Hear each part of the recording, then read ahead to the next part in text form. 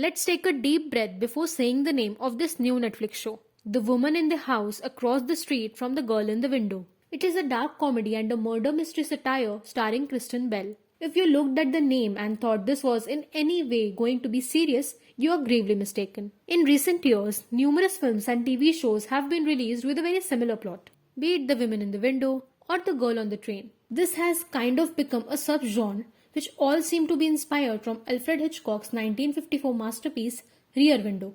This show is a satire on the abundance of shows and films in this subgenre, and the name is enough to suggest that. Anna is a divorced woman who lives alone in a house and has the same schedule every day, sitting on a couch reading mysteries while drinking a big fat glass of wine.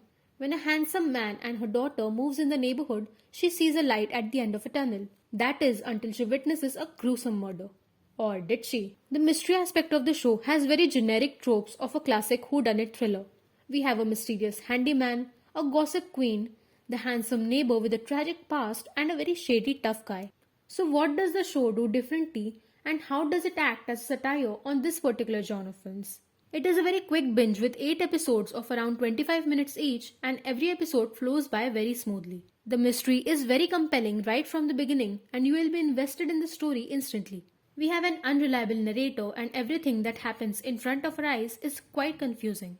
We don't know whether it is actually taking place or is it Anna's inebriated mind that is making up all those situations. This actually works in the favor of the show as it makes the mystery aspect much more engaging, and you're constantly figuring out what is happening and who is behind all of this. Honestly, we were very engaged in the mystery throughout. Whenever we think somebody is the killer, the show just subverts everything and we are once again left without any clue, and we are constantly on the edge of our seats. The show is essentially a dark comedy which also aims to be a satire, but those aspects don't work.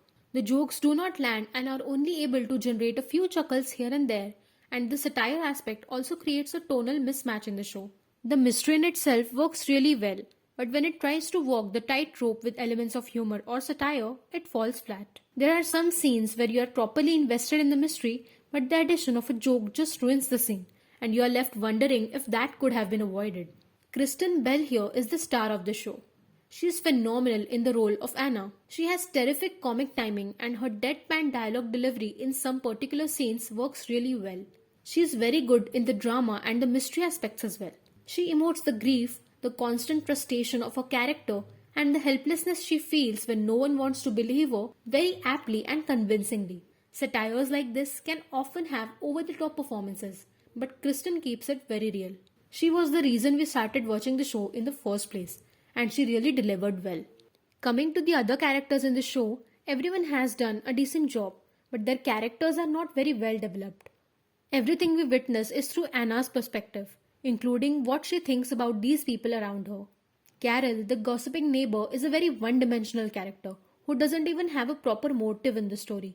Detective Lane initially comes across as a compassionate person who then goes on and says some really weird dialogues which make you question her intelligence.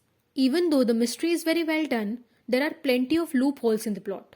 Some mistakes are so evident that they made us think whether they were genuine mistakes or intentional ones, just to add to the satirical tone. Many things are planted in the episodes very conveniently, which makes sense at that point, but when you look at the bigger picture at the end, it does not add up together. To sum it all up, the mystery of the show is very well crafted and presented. It genuinely has you intrigued about what happened, and you are involved in solving of the mystery along with Anna.